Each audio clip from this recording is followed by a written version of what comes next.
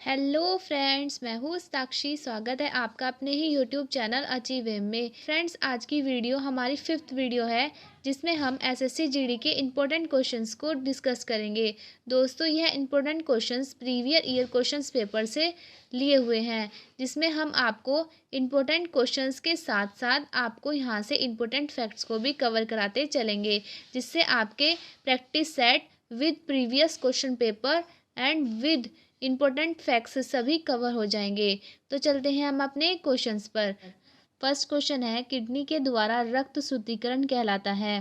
क्या कहलाता है? सर्कुलेशन, डायलिसिस, फिल्ट्रेशन या फिर प्योरिफिकेशन। बताइए दोस्तों, इसमें राइट आंसर इसका क्या होगा?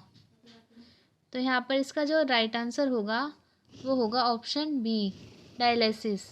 किडनी के द्वारा रक्त शुद्धिकरण को डायलिसिस कहते हैं। और वक्र जो होती है, मतलब किडनी जो होती है, वह मूत्र प्रणाली का अंग होती है। और किडनी की जो सूक्ष्म इकाई होती है, मतलब कि मिनी जो छोटी से छोटी सेल होती है, वो नेफ्रॉन होती है। मतलब असंख्यक नेफ्रॉन से मिलकर वक्र अथवा किडनी बनती है। और मनुष्य में एक जोड़ी किडनी पाई जाती है जो कि रक्त शुद्धिकरण करने का काम करती है। चलते हैं नेक्स्ट क्वेश्चन पे। क्वेश्चन नंबर 2, जम्मू कश्मीर को कौन से अनुच्छेद धारा के तहत विशेष दर्जा दिया गया था? 12, 370, 111, 112। तो यहाँ पर जो राइट आंसर होगा ऑप्शन बी इसका राइट आंसर हो जाएगा। जम्मू कश्मीर को 370 धारा के तहत विशेष राज्य का दर्जा दिया गया था, लेकिन अब यह 370 की धारा को समाप्त कर दिया गया है और जम्मू कश्मीर को केंद्र शासित प्रदेश घोषित कर दिया गया है। इसी के साथ साथ जो भारत है उसमें अब टोटल यूनियन टेरिटरी की संख्या 8 हो चुकी है, जिसमें न्यू बने हैं जम्मू कश्मीर और लद्दाख, और दादर और नागर हवेली और दमन दीव को मर्ज करके एक यूनियन टेरिटरी बना दिया है। तो टोटल यहाँ पर 8 यूनियन टेरिटरी हो गई है। चलते हैं नेक्स्ट क्वेश्चन पे। क्वेश्चन नंबर 3 है, अर्थशास्त्री खालिस्तान ने 1998 में नोबेल पुरस्कार प्राप्त किया था। अमर्त्य सेन, रघुराम राजन, डॉक्टर मनमोहन सिंह, अभिजीत विनायक बनर्जी। तो यहाँ पर इसका राइट आंसर क्या होगा फ्रेंड्स? तो इसका राइट आंसर है ऑप्शन ए, अमर्त्य सेन। अमर्त्य सेन अर्थशास्त्री थे जिन्होंने 1998 में नोबेल पुरस्कार को जीता था। दोस्तों, इसके अदर फैक्ट्स बताएं तो जो नोबेल पुरस्कार था वह 1901 से चलाया गया था, और यह अवार्ड अल्फ्रेड नोबेल की पुण्यतिथि पर बनाना शुरू किया था, जिन्होंने डायनामाइट की खोज की थी। नोबेल पुरस्कार 5 क्षेत्रों में दिया जाता है: भौतिकी के क्षेत्र में, रासायनिक के क्षेत्र में, चिकित्सा के क्षेत्र में, शांति के क्षेत्र में और साहित्य के क्षेत्र में यह पुरस्कार दिया जाता है। वह प्रथम भारतीय जिन्हें नोबेल पुरस्कार मिला था वो थे रविंद्रनाथ टैगोर, जिनको 1913 में साहित्य के क्षेत्र में नोबेल पुरस्कार दिया गया था। और प्रथम भारतीय महिला जिनको यह अवार्ड मिला वो थी मदर टेरेसा। इनको 1979 में शांति के क्षेत्र में नोबेल पुरस्कार मिला था। और हाल ही में, मतलब 2019 में, आर्थिक विज्ञान की क्षेत्र में अभिजीत बनर्जी, जो कि भारतीय मूल के निवासी थे, उन्हें यह अवार्ड मिला। तो चलते हैं नेक्स्ट क्वेश्चन पे। नंबर 4 है, भारतीय संविधान की नागरिकत्व पर धारा किस देश के संविधान से प्रेरित है?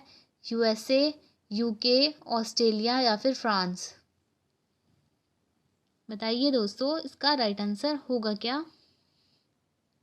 तो यहाँ पर आंसर है इसका ऑप्शन बी, यूके। संविधान की नागरिकत्व, मतलब कि नागरिकता जो दी हुई है वह यूके के संविधान से प्रेरित है। और इसके अदर ऑप्शन की बात कर ले तो यूएसए यानी अमेरिका, इससे मौलिक अधिकार लिए गए हैं हमारे भारतीय संविधान के अंदर।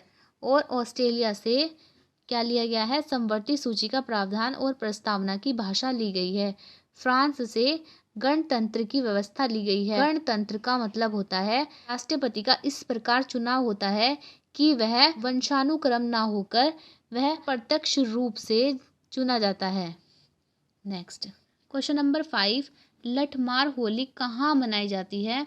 द्वारिका, अयोध्या, वाराणसी या फिर बनारस और नंदगांव।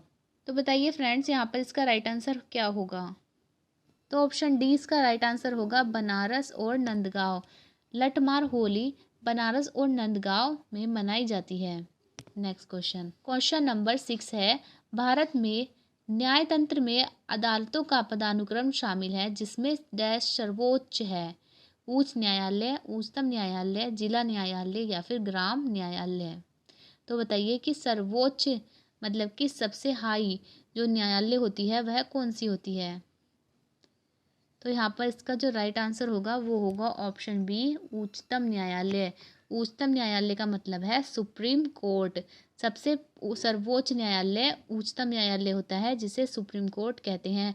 उसके बाद उच्च न्यायालय आता है, यह सेकंड नंबर पे आता है, जो कि हाई कोर्ट कहा जाता है। हाई कोर्ट से नीचे जिला न्यायालय आते हैं, उसके बाद जिला न्यायालय के नीचे अदर न्यायालय आते हैं। तो यहाँ पर इसका राइट आंसर होगा ऑप्शन बी, उच्चतम न्यायालय। नेक्स्ट क्वेश्चन नंबर 7, हवा महल कौन से शहर में है। आगरा, गुजरात, जयपुर या फिर दिल्ली। तो यहाँ पर जो इसका राइट आंसर होगा दोस्तों वो होगा ऑप्शन सी, जयपुर। हवा महल जयपुर में स्थित है। और यदि इसके अदर ऑप्शन की बात कर लें तो आगरा जो है वहाँ पर ताजमहल स्थित है, गुजरात में स्टैचू ऑफ यूनिटी स्थित है और दिल्ली में लाल किला, इंडिया गेट, हुमायूं का मकबरा, कुतुब मीनार आदि अन्य इमारतें स्थित हैं। चलते हैं नेक्स्ट क्वेश्चन पे। क्वेश्चन नंबर 8 है, निम्नलिखित में से कौन फ्रांसीसी क्रांति के आदर्शों से प्रेरित था। बदरुद्दीन तैयबजी, टीपू सुल्तान, अरविंद घोष या फिर एनी बेसेंट। बताइए फ्रेंड्स इसका राइट आंसर क्या होगा। तो यहाँ पर जो इसका राइट आंसर है वो होगा ऑप्शन बी, टीपू सुल्तान। टीपू सुल्तान फ्रांसीसी क्रांति के आदर्शों से प्रेरित था। नेक्स्ट है, लक्षद्वीप द्वीप समूह खालिस्तान में स्थित है। बंगाल की खाड़ी, हिंद महासागर, अरब सागर या फिर प्रशांत महासागर। तो यहाँ पर जो इसका राइट आंसर होगा वह होगा अरब सागर। लक्षद्वीप द्वीप समूह अरब सागर में स्थित है। और यदि इसके अदर ऑप्शन की बात कर ले तो बंगाल की खाड़ी में अंडमान निकोबार द्वीप समूह स्थित है। हिंद महासागर जो है वो भारत के दक्षिण में है। और प्रशांत महासागर की बात की जाए तो यह सबसे बड़ा महासागर है, प्रशांत महासागर। नेक्स्ट क्वेश्चन नंबर 10 है, भारतीय अखंड में जन्म लेने वाला कौन सा भक्ति संगीत सूफी भक्ति संगीत का एक रूप है। बसंत गीत, कजरी, कवाली या फिर तीज गीत। तो सूफी भक्ति जो होती है वो कवाली से संबंधित होती है। तो यहाँ पर जो राइट आंसर होगा वो होगा ऑप्शन सी, कवाली। निम्नलिखित में से कौन सा धातु सबसे अधिक तन्य है। तांबा, लोहा, सोना या फिर एल्यूमिनियम। दोस्तों तन्य का मतलब होता है वह धातु जिसको किसी भी तरह से मतलब इतना खींच कर बिल्कुल बारीक तार की तरह भी बना दे। तो ऐसा धातु जिसको बहुत ज़्यादा खींचा जा सकता है और वो जल्दी से टूटता भी नहीं है और ना ही भंगुर होता है और वह एक तरह से बहुत ही बारीक तार के रूप में भी बनाया जा सकता है। तो वो वाला धातु बताना है। तांबा होता है, लोहा होता है, सोना होता है या फिर एल्यूमिनियम होता है। तो यहाँ पर जो इसका राइट आंसर होगा वो होगा ऑप्शन सी, सोना। सोना बहुत अधिक तन्यता का गुण रखता है। आपने देखा भी होगा सोने के बहुत ही महीन बारीक तार आते हैं जिनको बहुत ही बारीकी से बनाया जाता है। और दोस्तों सोने का शुद्धतम मान 24 कैरेट होता है, लेकिन 24 कैरेट के आभूषण नहीं बनाए जाते क्योंकि 24 कैरेट के आभूषण कभी नहीं बनते, क्योंकि वह यदि 24 कैरेट के बनाए जाएं तो वह बहुत ही जल्दी से मुड़ जाते हैं या फिर टूट जाते हैं। इसीलिए जो गहने होते हैं वो 24 कैरेट के नहीं बनाए जाते। और दोस्तों इसके अदर ऑप्शन की बात कर लें तो जो तांबा होता है वह विद्युत का सबसे अच्छा सुचालक होता है, इसीलिए बिजली के तारों में इसका प्रयोग किया जाता है। लोहा भी विद्युत का सुचालक होता है और यह चुंबकत्व का गुण रखता है। एल्यूमिनियम जो होता है वो एक चमकदार धातु होती है और जो सोना है उसका सूत्र है Au। नेक्स्ट, निम्नलिखित में से कौन सी सिंधु नदी की उपनदी नहीं है। चिनाब, गंगा, झेलम या फिर रावी। बताइए दोस्तों कि जो सिंधु नदी है उसकी उपनदी कौन कौन सी हैं। पहले तो ये देखते हैं। ये जो सिंधु नदी है उसकी 5 उपनदियां हैं, जो सी हैं झेलम, चिनाब, रावी, व्यास और सतलुज।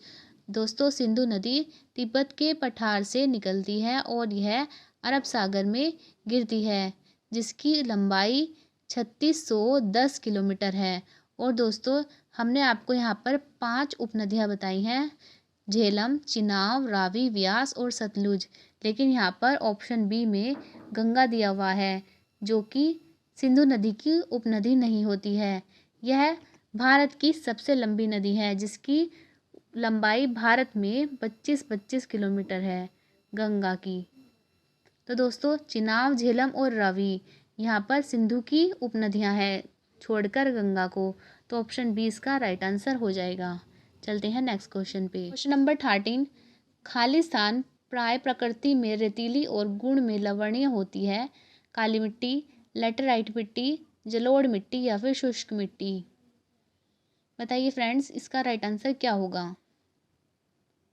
तो यहाँ पर इसका राइट आंसर है ऑप्शन डी, शुष्क मिट्टी। शुष्क मिट्टी जो होती है वो रेतीली और गुण में लवणीय होती है।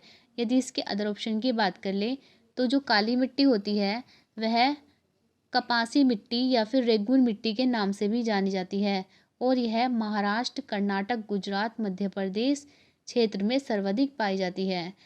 लेटराइट मिट्टी की बात कर ली जाए तो लेटराइट मिट्टी लोहा, एल्युमिनियम, चूने की अधिकता पाई जाती है और यह उष्ण कटिबंधीय प्रदेशों में अधिक पाई जाती है। और जलोढ़ मिट्टी की बात करें तो जलोढ़ मिट्टी वह मिट्टी होती है जो जल के द्वारा, मतलब जल के प्रवाह या नदियों के द्वारा लाकर साइड में, नदियों के साइड में इकट्ठा कर दी जाती है, तो इसको जलोढ़ मिट्टी कहते हैं और यह सर्वाधिक उपजाऊ मिट्टी होती है। चलते हैं नेक्स्ट क्वेश्चन पे। खालिस्तान और जम्मू कश्मीर के बंजारे हैं गद्दी, चारवाहे, गुज्जर, बकरवाल, भोटिया या फिर शेरपा। तो बताइए दोस्तों जम्मू कश्मीर के बंजारे होते हैं कौन। तो इसका राइट आंसर होगा ऑप्शन बी, गुज्जर, बकरवाल जम्मू कश्मीर के बंजारे होते हैं। नेक्स्ट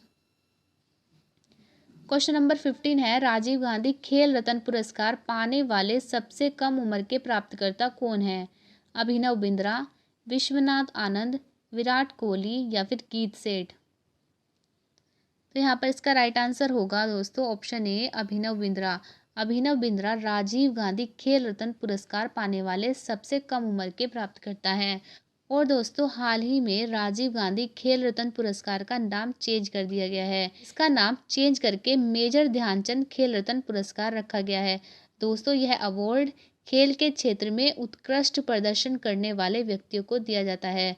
और यदि वर्तमान में मिले राजीव गांधी खेल रत्न पुरस्कार के बारे में बात की जाए तो यह पुरस्कार 5 व्यक्तियों को मिला है, जिसमें शामिल है रोहित शर्मा जिनको क्रिकेट के उत्कृष्टता के लिए मिला है, मरियप्पन थंगबेलु जिन्हें पैरा एथलीट के उत्कृष्टता में मिला है, मनिका बत्रा जिन्हें टेबल टेनिस की उत्कृष्टता में मिला है, विनेश फोगाट कुश्ती में मिला है और रानी रामपाल इन्हें हॉकी में मिला है। तो यह है 5 व्यक्ति कौन कौन से, रोहित शर्मा, मरियप्पन, मनिका बत्रा, विनेश फोगाट और रानी रामपाल। यह 5 नाम आप याद रखें। चलते हैं नेक्स्ट क्वेश्चन पे। क्वेश्चन नंबर 16 है, गांधी इरविन समझौता भारत के निम्नलिखित में से किस आंदोलन से संबंधित था। असहयोग आंदोलन, रोलेट एक्ट, सविनय अवज्ञा आंदोलन या फिर भारत छोड़ो आंदोलन। तो यहाँ पर जो इसका राइट आंसर होगा वो होगा ऑप्शन सी, सविनय अवज्ञा आंदोलन। सविनय अवज्ञा आंदोलन गांधी इरविन समझौता से संबंधित था। और दोस्तों जो गांधी इरविन समझौता है वह 5 मार्च 1931 में लंदन के द्वितीय गोलमेज सम्मेलन में महात्मा गांधी और तत्कालिक वायसराय लॉर्ड इरविन के बीच में एक राजनीतिक समझौता था। चलते हैं नेक्स्ट क्वेश्चन पे। क्वेश्चन नंबर 17 है, विषाणु के अध्ययन को क्या कहते हैं। वायरोलॉजी, पैथोलॉजी, बायोलॉजी या फिर पेडोलॉजी। तो यहाँ पर जो इसका राइट आंसर होगा वो होगा ऑप्शन ए, वायरोलॉजी। विषाणु के अध्ययन को वायरोलॉजी कहा जाता है। और दोस्तों इसमें क्या किया जाता है, इसमें विषाणु के अध्ययन के बारे में बताया जाता है। और दोस्तों इसके अदर ऑप्शन की बात कर लें तो पैथोलॉजी में शरीर के अंगों की विकृति के उपचार के बारे में अध्ययन किया जाता है। बायोलॉजी में जीव विज्ञान के बारे में अध्ययन किया जाता है। और पेडोलॉजी में इसमें बाल विकास के बारे में अध्ययन किया जाता है।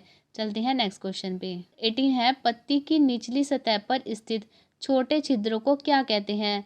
रोम, सीलिया, प्रस्फुटन या फिर रंध्र। तो यहाँ पर इसका जो राइट आंसर होगा वो होगा ऑप्शन डी, रंध्र। रंध्र को इंग्लिश में स्टोमेटा कहते हैं, जो कि पत्तियों के निचली सतह पर पाए जाते हैं। दोस्तों पौधों के अंदर कार्बन डाइऑक्साइड स्टोमेटा के थ्रू अंदर जाती है और यह ऑक्सीजन को स्टोमेटा के थ्रू ही बाहर निकालते हैं और इन्हीं के द्वारा ही वाष्पोत्सर्जन की क्रिया भी होती है। तो पत्तियों के अंदर स्टोमेटा पाए जाते हैं जो कि प्रकाश संश्लेषण और वाष्पोत्सर्जन की क्रिया में बहुत ही सहायक होते हैं। दोस्तों यह पत्तियों के केवल हरे भाग में ही पाए जाते हैं। चलते हैं नेक्स्ट क्वेश्चन पे। क्वेश्चन नंबर 19, सत्य के प्रयोग माय एक्सपेरिमेंट विद ट्रुथ की आत्मकथा है? नरेंद्र मोदी, जवाहरलाल नेहरू, एपीजे अब्दुल कलाम या फिर महात्मा गांधी। बताइए यह किसकी आत्मकथा है? तो यहाँ पर इसका राइट आंसर होगा option D, Mahatma Gandhi. My experiment with truth या फिर सत्य के प्रयोग महात्मा गांधी की आत्मकथा है। और यदि अदर ऑप्शन की बात कर लें, यदि नरेंद्र मोदी जी की बात की जाए तो इनकी बुक्स हैं एग्ज़ाम वॉरियर जो कि 2018 में लॉन्च हुई थी, और दूसरी है ज्योतिपुंज जो कि 2009 में लॉन्च की गई थी।